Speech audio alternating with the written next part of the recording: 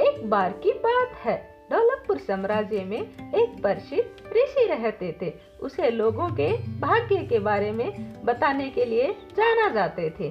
ढोलकपुर साम्राज्य में हर कोई उनके बारे में, उनके भाग्य बताने के कौशल के बारे में जानता था।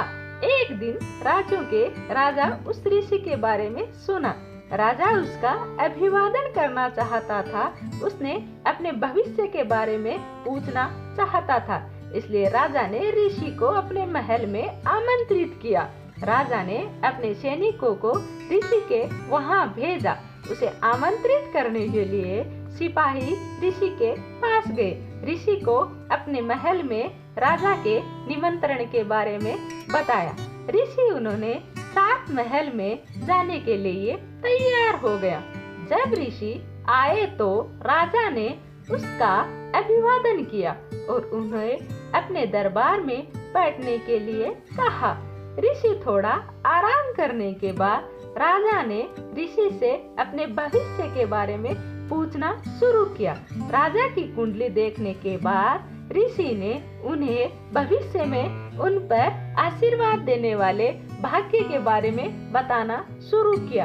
राजा अपनी भविष्यवाणी में सभी अच्छी बातों को सुन के खुश हुए और ऋषि को उसके द्वारा की गई भविष्यवाणी में अच्छी बातों के लिए राजा ने सोने चांदी से ऋषि को पुरस्कृत किया। अब राजा ने ऋषि से अपने दुर्भाग्य के बारे में पूछना चाहा। अब हर बार राजा को दुर्भाग्य की बात सुननी पड़ी। राजा बहुत क्रोधित हुए। एक समय तो इतना गुस्सा आया कि ऋषि पर चिल्लाते हुए कहा, रुको, इतनी बेहुदा बात करने की तुम्हारी हिम्मत कैसे हुई? राजा ने अपनी तलवार निकाली और ऋषि की ओर इशारा करते हुए कहा, मैं तुम्हें अपनी मृत्यु के समय बताने का आदेश देता हूँ। उन्होंने देखा कि राजा बहुत क्रोधित हुए। फिर ऋषि और कुछ गणना करने के बाद शांति से उत्तर देते हैं, मेरी गणना के अनुसार आपकी मृत्यु हमारी मृत्यु से ठीक 1 घंटा बाद होगी। राजा यह सुनकर दंग रह गया और अपनी गलती का एहसास हुआ।